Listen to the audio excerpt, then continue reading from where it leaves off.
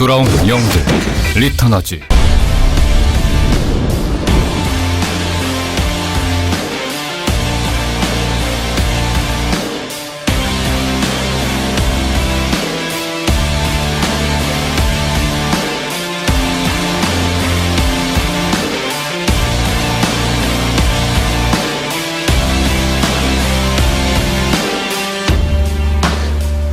Welcome back to the 2016 Hearthstone KeSPA Cup here live at the Nexon Arena. We just had our first player to advance to the winners match and the first players to drop down to the losers match. We are going to be jumping into DDaHyoNi versus khaizero in our second match of the night.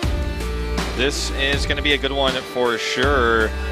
I'm not going to spoil anything, but khaizero has definitely brought some interesting decks to the table. Some of the decks reminiscent of what we saw from Caster yesterday. In decks that are a little bit, I'd say, non-meta and potentially counter-specific decks from looking at his lists. So we'll see what he's going to choose here in this draft. Of course, DDaHyoNi famous for those videos we have in the ads, and it's not going to be a first pick Shaman versus Shaman. DDaHyoNi, I think he's understanding. He's starting to figure out Rogue is the way. Rogue is the way right now. It's just so strong. It might be one of our most successful decks so far. And Shaman the first pick here for khaizero. That's been kind of the standard. Immediately the Shaman gets banned for DDaHyoNi. Yeah, he does not want to deal with that. And the self-bans here are going to be Priest for DDaHyoNi, as he's brought a Priest deck to the table, and khaizero will self-ban Warrior. Meaning both these decks are probably on the extreme edge of one archetype or another. They want to keep that hidden. And we see DDaHyoNi brings the Mage and Druid, whereas khaizero will bring Warlock and Paladin. This will be the first time we actually have both players play 3 different classes, so we will see no mirrors at all. That's nice, actually. I like that. And we're going to get to see another mix, too. We haven't seen Druid yet today. Got banned, self-banned by both players in the last match that we had. And another Mage coming out here. Going to be curious to see if that's Freeze Mage or some other kind of Mage. And then Paladin, again. Will it be Murloc or some other kind of weird, I don't know what it could be. Paladin, not one of the most popular decks we've had here so far. Yeah, definitely not the most successful. Self-banned twice by Caster yesterday. Yeah, so guys, we are going to start up game number 1 right now of match number 2, khaizero versus DDaHyoNi, going head-to-head on stage right now.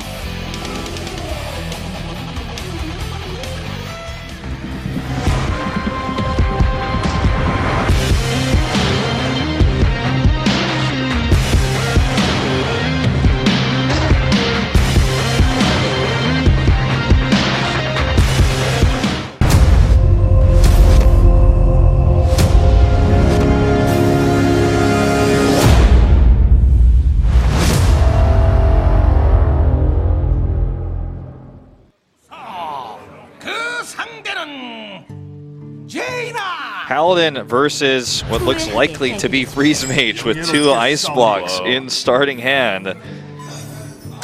Paladin looks like it might be a control Paladin. He's got True Silver, Defender, and he's got the Acolyte of Pain, which synergizes well with many cards.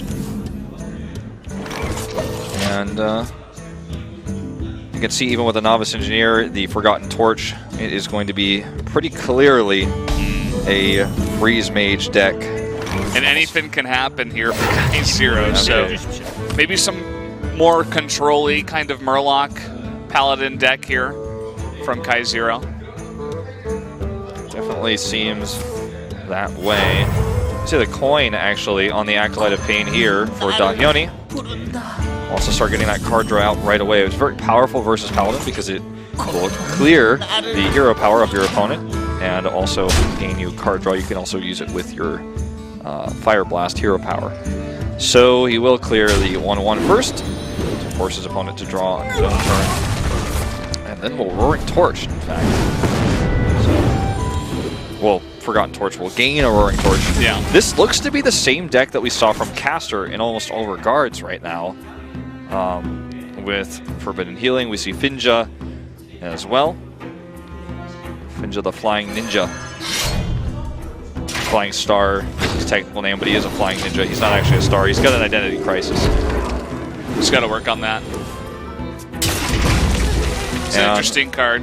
You know, this is like a really nice setup so far for DDaHyoNi. He can get a free draw here with this slow startup for khaizero. He can Tharzan very soon. He has Tharzan in his starting hand with one of the critical pieces of how he's going to look for lethal with that Frostbolt.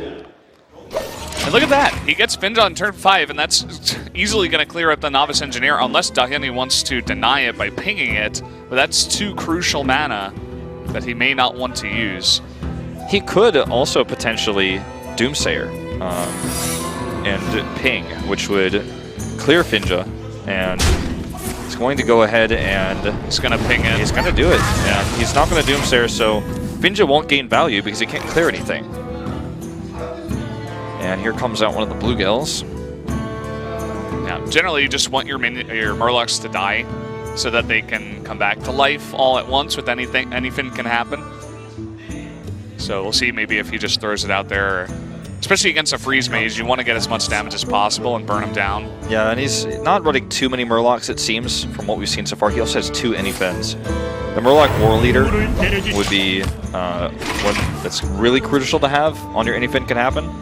It looks like he's going to hold it in hand for now.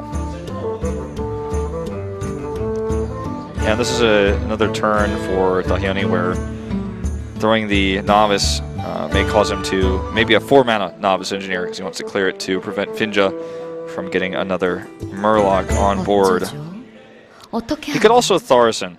Tharzan will be difficult to clear, may force Equality to be used. He doesn't know if Equality is in khaizero's hand right now. And it will give him 2 easy mana draws with the Arcane Intellects, and will give him again that critical piece. Frostbolt being reduced, if it can be reduced to 0, is insanely good for that lethal turn later on in the game. Yeah. He may wait to get more spells in his hands, you know, because as you were saying, he does have the Frostbolt, but nothing else that will be used in the combo. So maybe he wants to draw a bit more. You can see a lot of the cards that he has in his hands. Double Arcane Intellect, the Novice Engineer, even the Acolyte of Pain, a lot of drawing cards. He's just going to go ahead and use it. So in order to remove this, we will almost certainly see Equality. Could be paired with Solemn Vigil here, as that will be reduced to 3 mana with both minions destroyed. He could also save Equality, but what's the point? This is probably the biggest minion he encounters unless DDaHyoNi runs Archmage Antonidas. Okay, I was thinking he might do this. He's going to run in Finja just to get the clear, so he can draw the 2 Murlocs. Oh, and he gets War Leader. Yeah. Nice. And you know, he may know that was like basically a statistic fact that he was going to gain the War Leader there based on how many Murlocs he has in his deck. Because he already used 1 Bluegill, maybe he only runs those 4 in Finja. So it could have actually been a very calculated move in order to do that. Now he's got 2 mana away from anything can happen. Very strong position for khaizero. Yeah, it really is. I mean, we do have the first ice block already used, so we are going to have to see the, you know, one anything can happen potentially into another one, but then he's already got the second ice block. No, actually he doesn't. Not he doesn't yet. have it, yeah. He does have an ice barrier. It's going to help him stay alive a little bit longer. Curious to see if he wants to use the Volcanic Potion right now. He can clear the board with that and a ping. Not anymore. Doesn't have enough mana.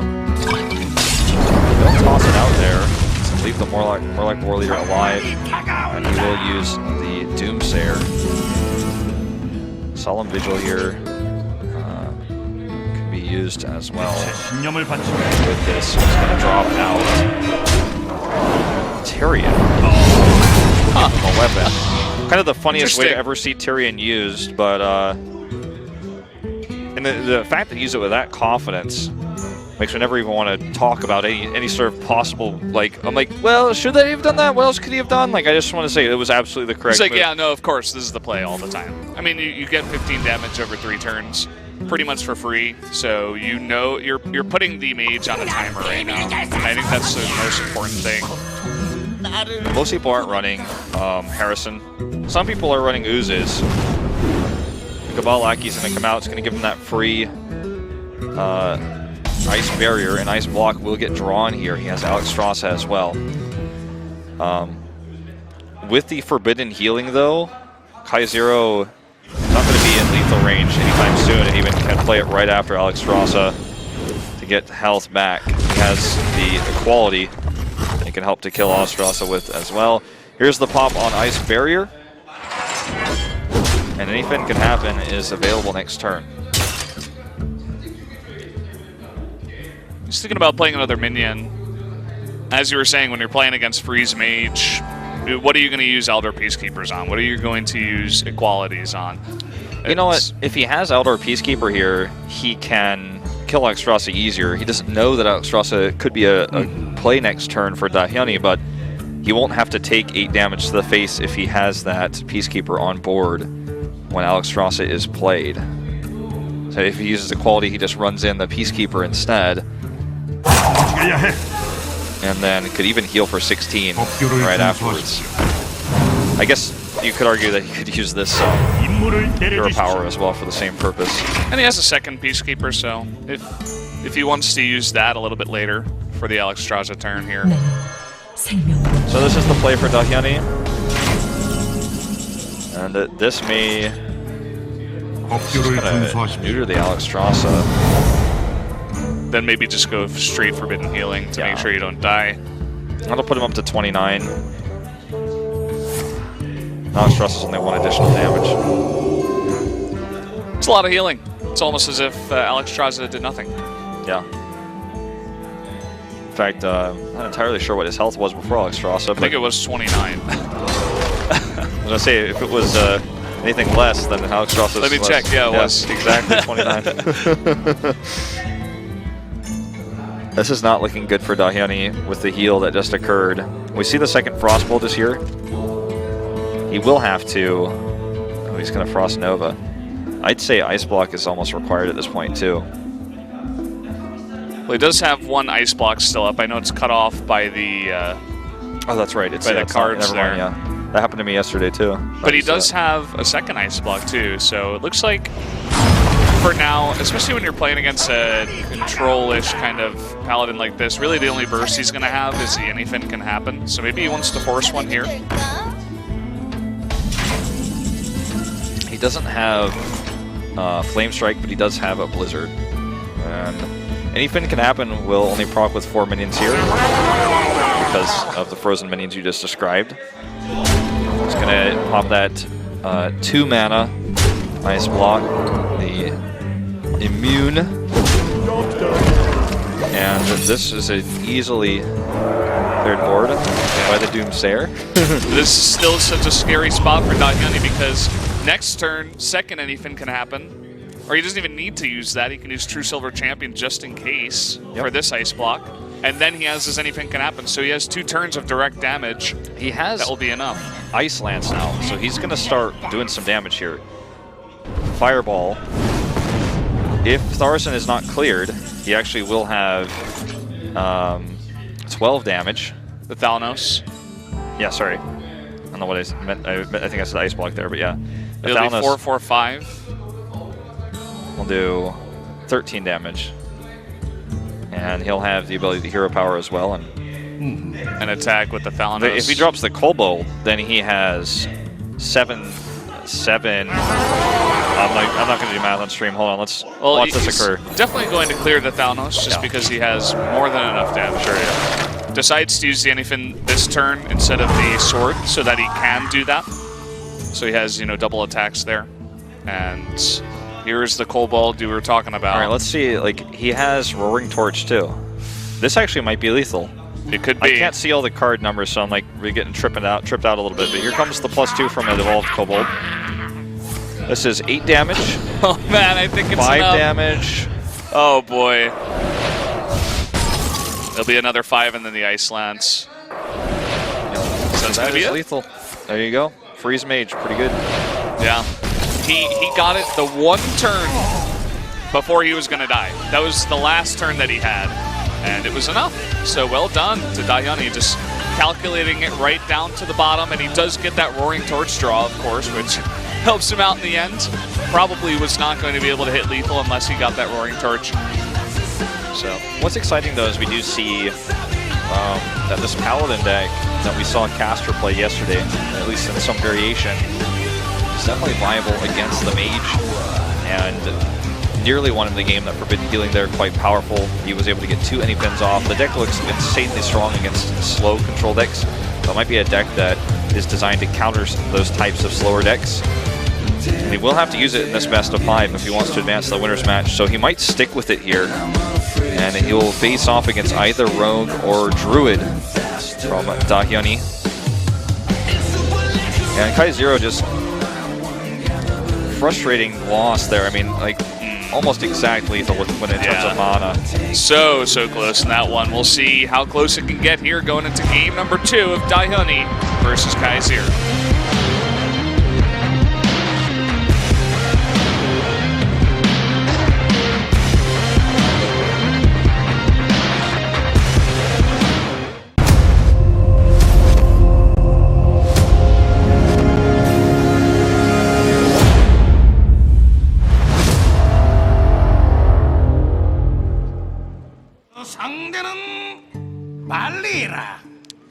They will switch to Shaman.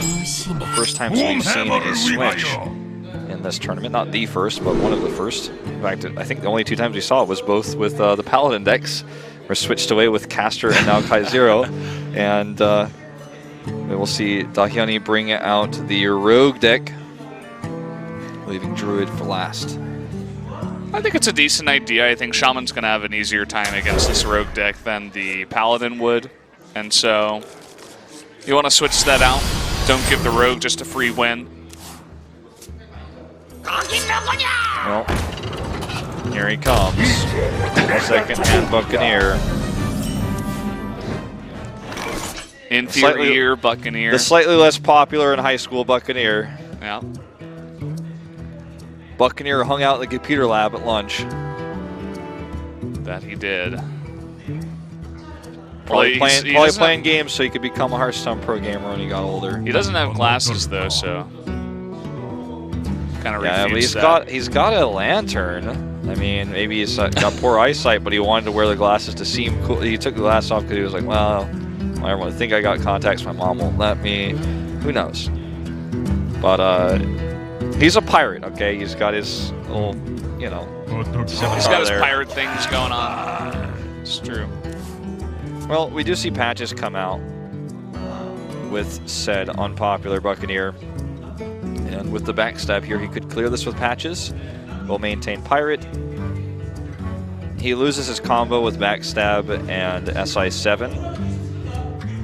But that's not really something who's going to be worried about versus Shaman specifically. It's much stronger versus decks that run 4-drops.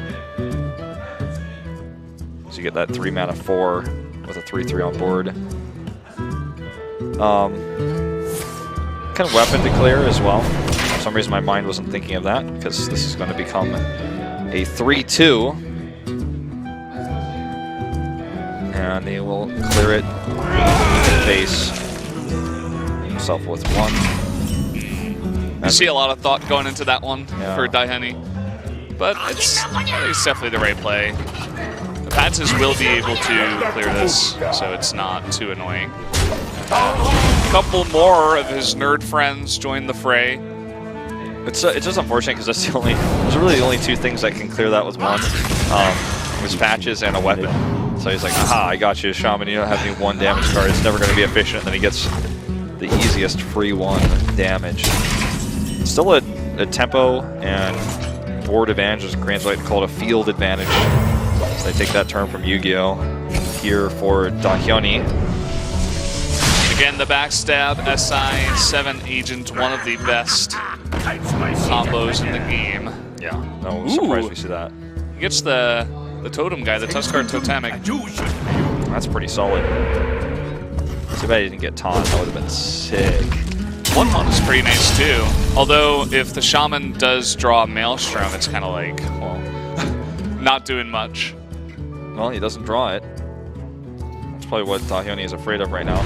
He will Spirit Wolves, and see you later, Tuskar. He'll belong on that side of the board. You're lightning bolted.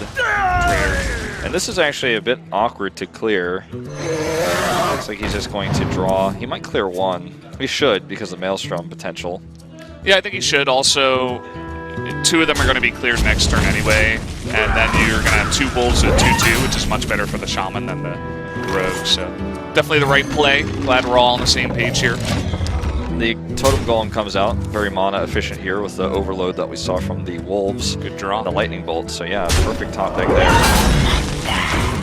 But look at this. That Tomb Pillager has been MVP for a lot of these games, and using that to combo the Eviscerate for an easy clear on the Totem Golem is pretty nice. We do see the Flame Wreath Faceless is drawn, but he's just going to go for the damage there and get the Jade Golem. Yeah, the Jade Lightning will give him the Golem, which in this case, with no damage coming out from hand, may force him to trade with the Drake. It's going to be a little bit tougher to keep that Drake alive now, so it's a nice threat, and he can always force DDaHyoNi to use some sort of other damage in hand, and then he brings out the Faceless Flame Wreather, the Flame Wreath Faceless. And look at what we see. We see Edwin Van Cleef, and we said this yesterday. Shamans don't run Hex nowadays, right? We saw him use 2 Jade Lightnings. What does he have left? He used a Lightning Bolt as well. Yeah, if you go for a big Edwin Van Cleef here, I think it would be an 8/8, and you give the Cold Blood to the Drake. It's going to be nearly impossible to clear. Yeah, the Lava Burst is really the only thing that he could try to clear with, but it's not going to be enough on its own.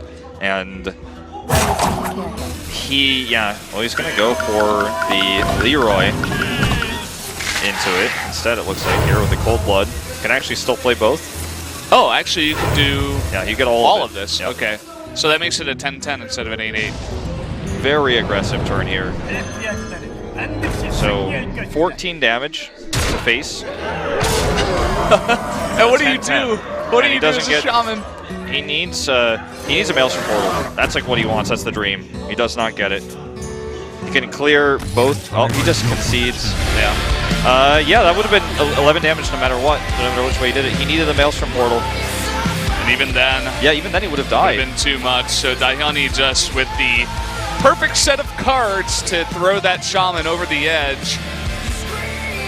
Rogue has like an incredible win rate in this tournament. Yeah, I think it's something like 85%. I would love to see the stats at the end of the 2 days going into semifinals and finals, just because that's really important to see what decks these players do bring into the semifinals and finals. So only 1 deck left here for DDaHyoNi. It is the Druid. Yeah, and now already 0-1 with Paladin and Shaman. khaizero could bring out his Warlock deck, but this is definitely a frustrating position. A loss with any of his 3 decks means a win for DDaHyoNi. Advance to the winner's match in a much faster series than our previous one. Yeah. To see if DDaHyoNi can do this once and for all, get the 3-0, or if he's going to have some trouble, some roadblocks in front of him here. He does have 3 chances, as you were saying. Let's see if he could do it here, going into game number 3 up against khaizero on the big stage.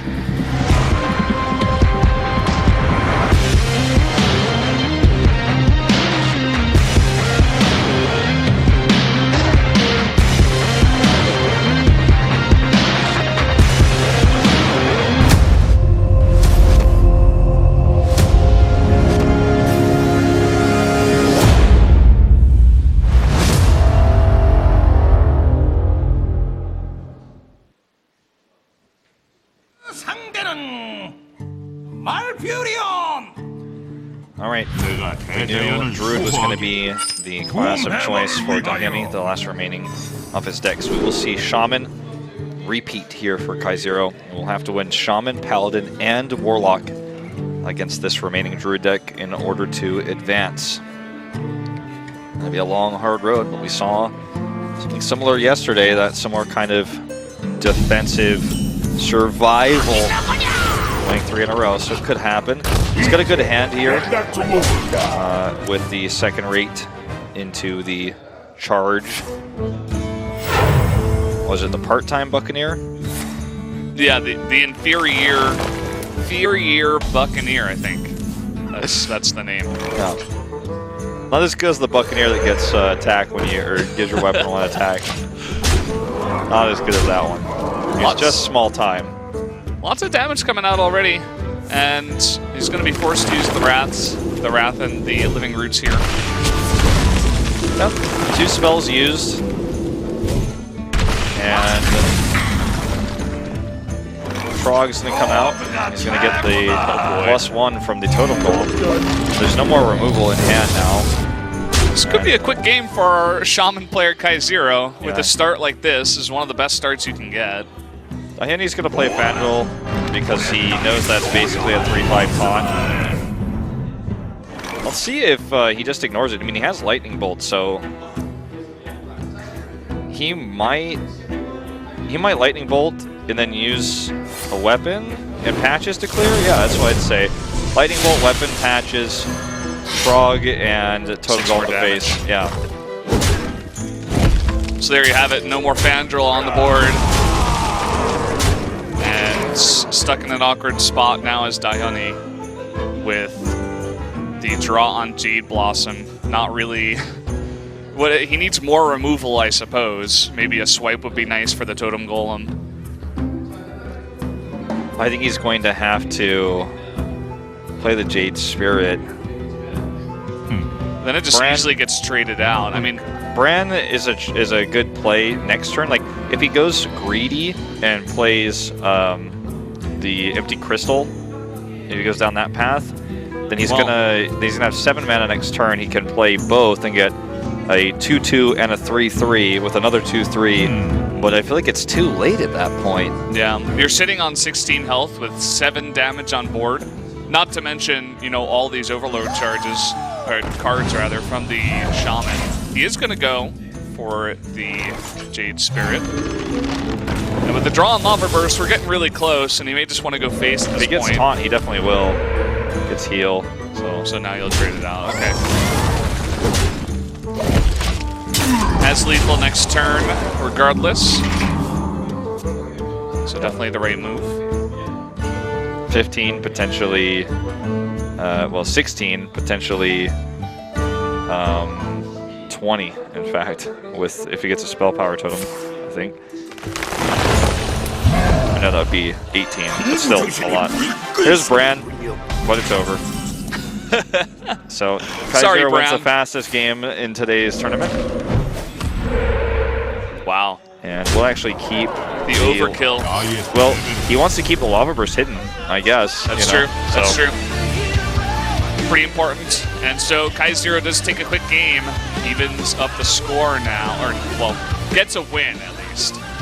And not the best curve there for DDaHyoNi, and basically a perfect curve for the Shaman. That's that game you play on ladder and you're like, well, he has all the perfect cards. There was nothing I could do, never lucky, etc., etc. And DDaHyoNi, I think he's kind of acknowledged that, and he's like, okay, next game. Shaman's really strong, whatever. Still got 2 more decks to go up against that my deck should be pretty strong against. Absolutely. Well, Paladin and Warlock remain. We've already seen the Paladin Murloc deck, which absolutely could work against this Druid deck. Yeah, definitely has a chance here, so let's jump straight into game number 4 now for DDaHyoNi versus khaizero.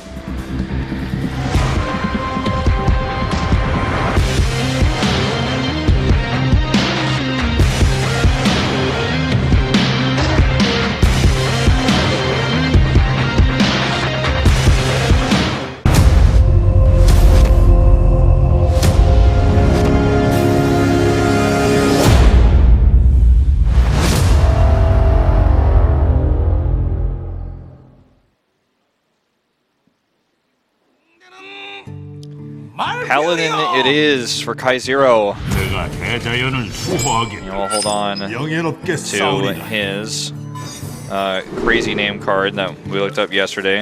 It is the Wicker Flame Burn Bristle. Yes, he holds on to that one, and he will keep the Peacekeeper. He has Ragnaros Light Lord as well. So some late game cards here. And with this hand, I actually think that DDaHyoNi's got the better opening. Yeah, for sure. There's not enough pressure here for khaizero, and DDaHyoNi will potentially be able to run away with this ramp. Look at this, he's going to gain another mana crystal. Next turn he has 5 mana crystals. And he can go into Nourish if he wants to get even crazier with the mana crystal gain. The Burn Bristle is not a threat. I'd say more than the crystals for Nourish. He draws here if he wants to use it. He can also Druid of the Claw, save his Innervate, could play an 8-drop next turn. He can also kill Burn Bristle if he wants to, using his hero power and the Entangling Roots. And that would not be a very mana efficient choice. But he could then Innervate out the Jade Spirit. So just gonna go for the Nourish play. I think this is the best play. I like it the most when he gets the Ooze too, so he's got even True Silver protection. Yeah, he's in a really nice spot. Next turn he can Behemoth if he wants. Jade Behemoth, he gets a 2/2 Jade Golem, and that Jade ramp begins to get kind of scary here. Now this Paladin deck feels like it's such a counter to the Pirate Warrior aggro, and it's not working out in this situation as well. Roots come out. Looks like he's going to kill the Pyromancer. Forbidden Healing comes out. Here's Finja. And I think he'll keep the Divine Shield. Treat it, actually. I guess the idea here is could just go down to hero power or a swipe. Yeah, just doesn't want it to get but removed. Yeah. You could see the Wrath being used here potentially. He does have the Gadsden Auctioneer with an Innervate and a decent amount of mana, so if he wanted to go down that path, that's another option. Yeah, he could Gadgets in, Innervate, see what he gets. Wrath, the 1/1. Not going to do that. Wait until he has more mana, more opportunities to draw before he does that. Empty his hand out a little bit more.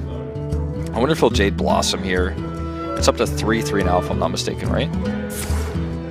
I think it's... Or is it still the 2/2? 2/2, yeah. Okay, 2/2. Jade Blossom gives him more mana to draw with next turn, and that's what he's going to use. Gets the 2/2 as well. And Finja wants the clear, but he doesn't have enough damage without the Bluegill. But yeah, it looks like he's going to get it with the Bluegill regardless. And he's going to keep his Finja healthy with the Alder Peacekeeper. And oh boy, okay.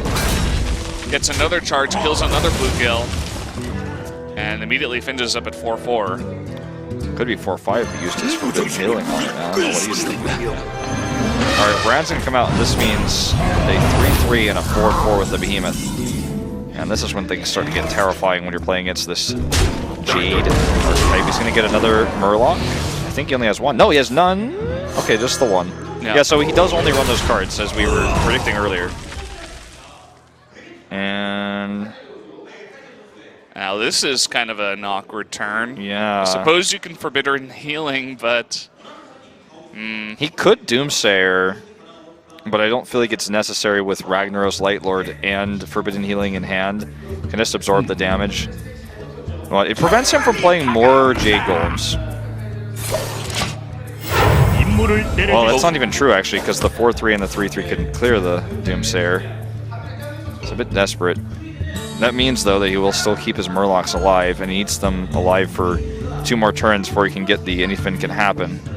Okay, here we go. Gadsden is going to come out. He can Innervate, he can Wild Growth. Wild Growth first. We'll draw him 2 cards minimum. 3 cards even. And still has 2 more mana plus the Innervate. So picks up a second Wrath, I believe. Yeah. That super glowing It's a holographic Wrath. It's the Chinese holographic Wrath. That And your then- friend only shows you at the lunch table. It says not to tell anyone about, but he already told everyone about it. All right, we're going to see the Doomsayer cleared here. 누구도 기다리지 않는다. Gonna use Living Roots first. Yep. 2 damage on the 5/2. And then the other War Leader is gonna go down to 3 health. I don't know what he drew because the holographic wrath, but we'll find out soon enough. I think it's the Jade Icon, or Idol, excuse me. Yeah, 2 of them. Okay. So he has those, so he's just going to start drawing it, putting more and more of those Jades onto the board. Got another Innervate? Oh man. He could have innervated out another, maybe shuffle the Jade Idol Golems, you know, 3 of the cards into your deck at that point, and then go for Raven Idol, and you get another spell if you get Innervate. Maybe you don't want to use it because you have other spells. But I think because Auctioneer's still there, he definitely wants to shuffle so that he can get free cards. Oh man, is he going to play both? That's like almost too much. that's too scary for me. He's going to shuffle, right? Let's see what he decides. Yeah, he shuffles. Because if he doesn't have that many more Jades he can get. Now he's got Vandal, so he will shuffle.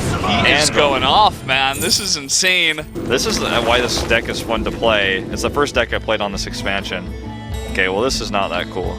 It's like, all right, whatever. You could silence that later, but probably not. Mulch is nice. He'll take that. Now he's hoping for some more Jade Idols.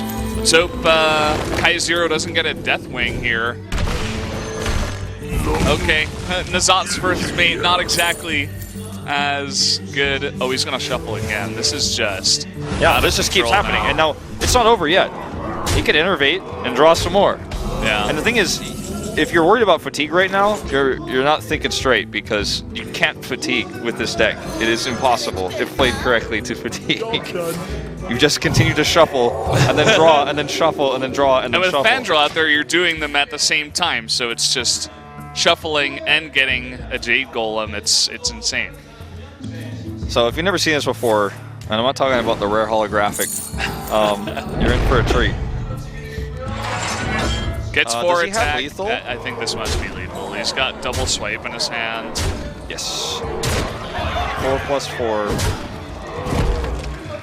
Equals 8. And there you go. It's going to be enough to kill khaizero, and DDaHyoNi will win the series 3-1 and move on to our winners match. He showed the power of that deck, that is for sure. And that's the deck I played almost exclusively for 2 weeks. And when you win, your opponent cries. You win. You really win. And that's why those early matches are so important, because for decks like that, which are sometimes hit or miss, you want more chances, right? So DDaHyoNi got a 2-0 lead very soon, very quickly, so he was able to get 3 chances, essentially, with this Druid to get a ramp like that going. And so, well done to him. Good choices on his decks, and he will be going to the winner's match to face off against Chunsu in the winner's match. That's right. So Chunsu showing us some pretty cool decks too. This is going to be an exciting winners, and obviously we don't have Flurry there, and a lot of people are expecting him to get out of the group. But we'll see if he can defeat khaizero. That should be a good match as well. This group actually turning out to be, I feel personally, a lot more exciting than yesterday's. Yeah, would have to agree with you.